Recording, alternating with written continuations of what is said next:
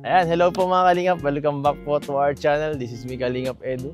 Ngayong araw po, andito po tayo ngayon sa lugar nila Jeneline. At ayan, kapanayam natin ngayon. Special guest.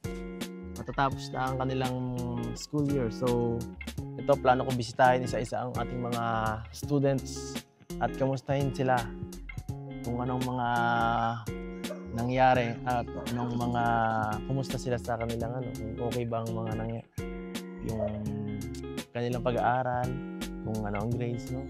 So, ayan dyan. So, kumusta naman ang second sem? Guys lang po. Pag patapos na, maraming ginagawa. Oo, kaya nga, no? Pa-project. Kaya nga, kasi nitong mga nakaraan, medyo busy sila early talaga, no? Sila early, sila Jen, sila Tina, hindi ko masyado sila mag-vlog. Si Tina, si early nga po, halos yung pagbili ng bahay, natatagalan kami kasi masyado siyang busy. Kaya ayan, talagang kung anong oras sila libre, doon lang tayo nakakasingit. So ito, kagaya po ni Jeneline, matagal-tagal na rin yung huling vlog natin. Siguro mga 3 weeks ago na yata, or 1 month. Hindi ko natanda eh. So, kailan ang tapos na ng Di pa tapos ang school year? Sa katapusan po. Katapusan pa, mga 3 days pa. 2 days, 3 days, yan. Sa wakas. 2 days. Matatapos na rin ang isang taon sa kanila. Ay, ang hirap guys magkaroon ng mga estudyante. Ranas ko po ngayon ang pagiging parents. Ranas na ranas ko po ngayon sa ating mga tinutulungan. Hirap talaga guys magkaroon ng estudyante, lalo na pag kolehiyo. Kasi grabe ang gastusin guys. Kahit guys, yung sa allowance at sa boarding yun, medyo mag-ibat na yun. Buti na lang talaga at meron din tayong mga tumuturo ng mga sponsors at yan, nakakalibre sila sa sa ibang mga bagay na kagaya po ng tuition fee. At minsan may allowance pa sila. So mamaya may good news tayo. Ipaparating ka na Jeneline. At bago lahat, tara, bisitahin tayo muna si mama mo. Baka na-miss ka na nun. Kailan yung huling bisita mo dito? Last week? Tahimik dito sa lugar nila Jeneline, no? Tahimik, mapayapa. Wow, bagong dito Bagong guhit guys, ang kalsada guys. Bagong guhit. Ibang klase nag-improve. Nice. Kamusta po? Ay, titiklop ka. Magandang hapon po. Biglaan yata. Nag-i-scatter yata si nanay. Lang. Nay, panalo na po ba? Ng feeding. Ganun ng feeding na. Ay, wala. Patay, lubat. Dino-joke tayo ni nanay, lubat. So, grabe, busy si nanay. Nag-ano pala. Baka nakaabala po kami. Hindi naman. Wala ang signal. Grabe, init. Hindi nyo po inaasahan na mabisita. Biglaan lang din po kasi talaga kahit ako. Ayan. So, grabe. Solid si nanay. Patay-patay. So, kamusta po dito, nay? Kumusta ang buhay-buhay dito sa lugar ninyo? Ayos lang siya. Ayos lang. Kung handa natin. Wala po, hindi ko Wala rin. Bakit hindi? Samantala dapat maganda kayo kasi dalawa na sabay ng celebration. Katapos ni Jeneline ng 1 taon sa kanyang kolehiyo. Tapos mapista pa. Ka pa, parang pinag-celebrate ka na rin pala, naka 1 taon. 1 taon na kaagad. Grabe. So, anong masasabi niyo po doon ay? Thank you. Kasi naka 1 taon na, malapit-lapit na. Malapit-lapit na. Nakaka 25% na. Ano masasabi niyo po kay Jeneline? Ano bang masasabi? Huwag muna anak niyo. Mag-aaral lang mabuti. Masipag naman po yan mag-aral. Mag-aaral. Pagsipagan. Mag-aaral. Ano pa po? Bukod doon. Huwag mo nang mag-asawa. Huwag mo nang mag-asawa pero pwede mag-boyfriend. Ewan ko lang po. Pwede daw, Jen. Basta huwag pabayaan yung pag-aaral. Kanina ka pa dyan matahimik. Okay ka lang? Kanina pa ito nananahimik. May problema ba? May sabihin po sana kuya. Sasabihin. Ano yun? Parang Na nakakapag ano ka. May sasabihin ka na ba ng boyfriend reveal? Boyfriend reveal ba? ano po sana ano, Maano? course. Course? Ang tawag ano? Ma-ship? Mm-mm. Ma-ship ng course daw si Jenay. Ano? Ma-ship daw po ng course. Sayang yung taon. Bakit mo naisip dyan Bakit di mo ba nagustuhan ng sa kurso mo ngayon o parang mas mas feeling mo parang mas may gusto ka pang ibang mas parang bagay sa iyo? Ano bang gusto? Mm.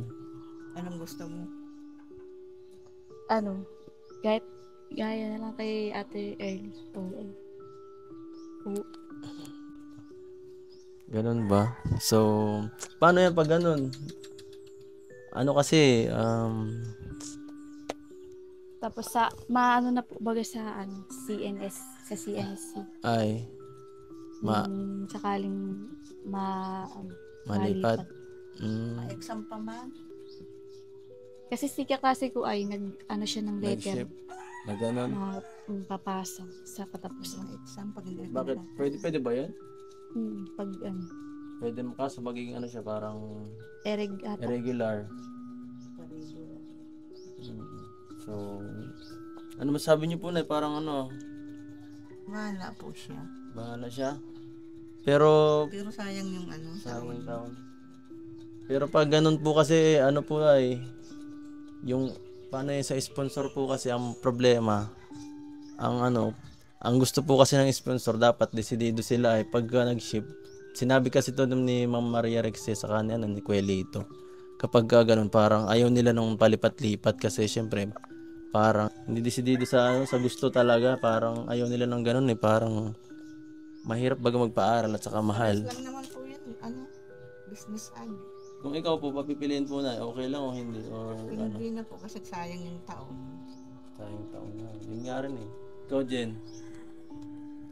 Parang ayaw ni Jen talaga, parang mapilit din Pero mahirap din pilitin kasi pag ayaw din ng bata Pag mahirap baka magsisi sa huli.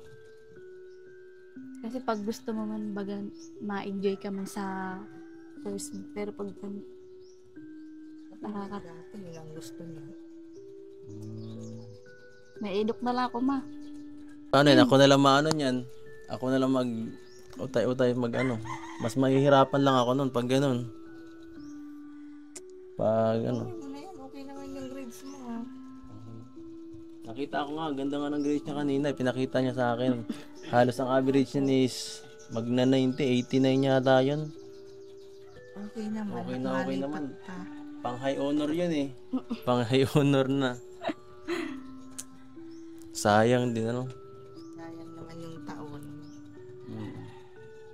Sa po ba? Sa kanilang magkakapatid? Sino po ba ang mga nakatapos sa Wala pa. Puro senior high. Puro senior high lang po. Ilan po ang anak niyo na Apat. Asawa na yung dalawa. Si Jen ay pang ilan po? Bunso po yun. Bunso. Kung sakali ko pala magiging pangunang Siya pa lang. makagraduate. Anong pinakamataas na nilang ng mga kapatid mo na naaral? Senior high. Senior high lang talaga? grade 12. So ikaw lang talaga ang pinaka parang inaasahan dito nila mama mo. Ay, mahirap to Ang FM. Kinukuha mo ngayon para tuloy-tuloy. Grabe. May edap nga ni. Mahirapan. Tayo sa mga grades niya.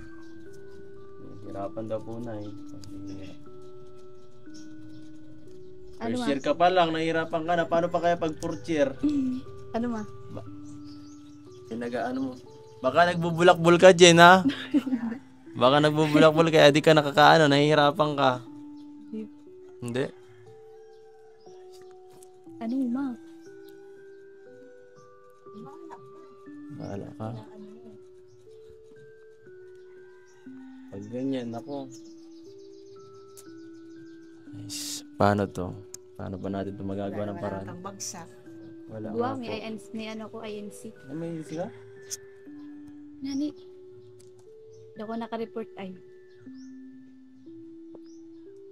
Ano, ma'am? Oh, Anak sa'yo, bahala ka. bakit ako? Ako lang. Yan na lang. Huwag ka lang mag-ano. Sayang. Sayang pati. Yung ano pati, may good news din pati sana yung itong sponsor na to sa inyo. Tapos ganyan ang balita. May good news kasi may bad news din isa eh. Ano po?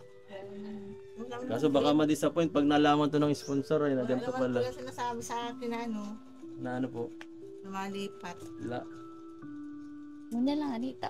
Patapos na baga. Magalit si mama. Pero gusto na akong bugtian. Sayang pati, may ano talaga. Maganda talaga itong ano, may offer pati si ano, si ko. Tatanungin niya na lang. Yun na lang. Kaso pag naglipat to, Sayang yung isang taon.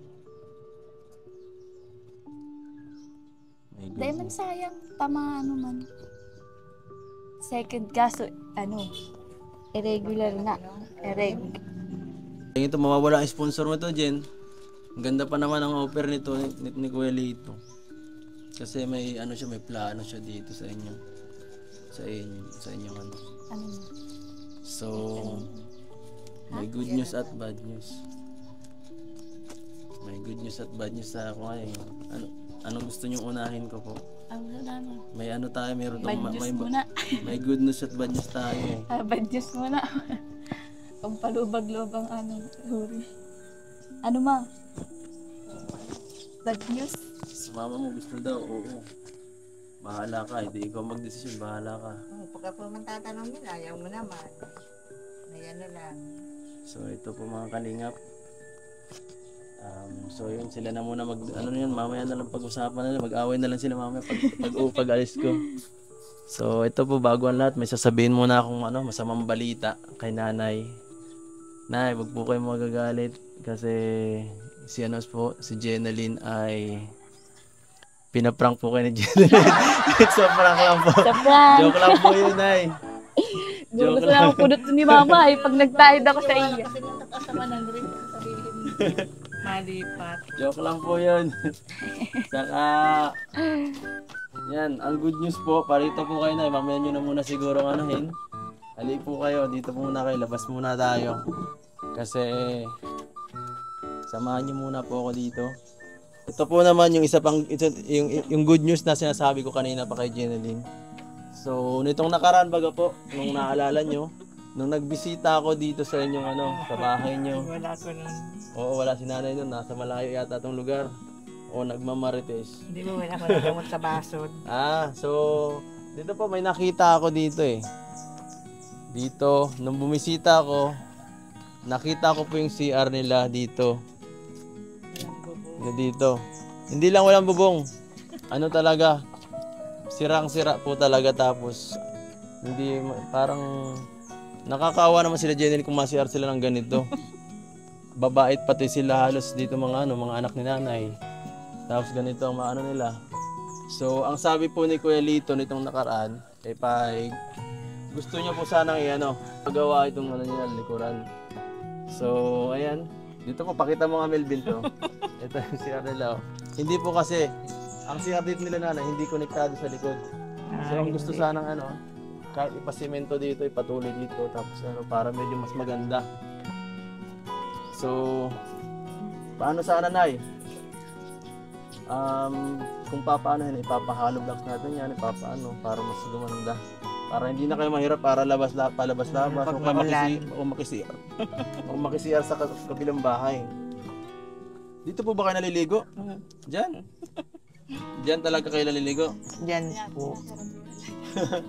Nakakaano naman kung diyan naliligo sila Jeneline. Baka mabusuhan o saka medyo delikado. Pangit tingnan, no? Mamaya ay paano pa sila, lalo na pag gabi. Mahirap mag-CR dyan ng gabi. Tumbira. So, Nay, okay lang po ba yung yung plano na yun ni Kuelito o baka Okay lang po, sir. baka kayo, parang gusto nyo pang baka saan yung mahalaga tong na to. Itong CR na to, baka bawal to galawin. Bawal galawin. Po, okay lang po. Okay lang. So, po siguro, pakomputan nyo po itong CR nyo sa marunong na karpintero dito. Saka ito, tikalin na lang natin to, para diretso na sana to dito. Kaya, yung butas mo, wasakin yun doon, para i-connecta na lang yun doon, para sarado na. Para hindi kayo mahirap, palabas-labas pa. Pangit yung yan, pag ganyan. Yero lang po kasi. Yero Tingnan nyo lang. po, tinapala lang nila yung yero dito. Saka ito, pawid, oh. Hindi nga, iba-ibang yero, pawid, hollow blocks. Iba-ibang ang design ng bahay nila. So, ano pong gusto nyong sabihin kala Kuya Lito at sa mga sponsor nyo po? Maraming salamat po kay Sir Lito tsaka yung mga nagbibigay po ng sa pag-aaral ni Jenny. Sir Lito. Kay Sir Lito tsaka kay kanino po yun? Kay Ma'am Ma'am Rexy, Rexy. yan. Ma'am Rexy.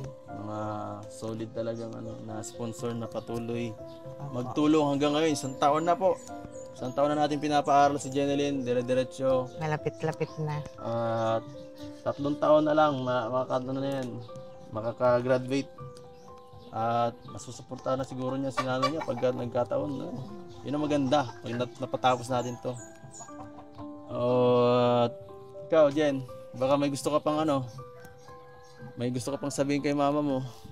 O gusto pang i-prank si mama mo. Sa program. Ang gut na pati si Mama sa pagkuhan. Kalma lang. Pero pag kaming duma lang, iiba rin ako kayo. So, anong gusto mo sabihin?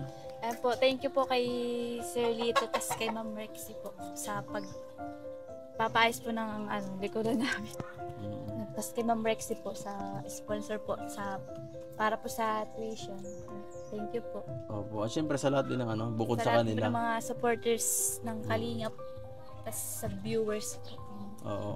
Yan, salamat po. Syempre sa lahat ng mga tumutulong. Bukod pa si Kuya Lito at kay Ma'am Rexy, marami pang ibang tumutulong sa kanila. Salamat po sa inyo sa walang sawang pagsuporta kala Jeneline at sa niya, sa pamilya niya. So, Tsaka thank you din po kay Patrick. thank you rin kay Patrick Patrick sa Bayona. scouter natin. Kay Patrick Bayona, kung di dahil sa kanya, di natin mahahanap si Patrick. Ayan. So, ayan, hanggang dito na lang siguro mga kalingap. Salamat po sa sa panonood, Pasensya na po kung kung naloko na naman po namin kayo. Sana masaanahin na kayo. Thank you so much po sa panonood. Paalam.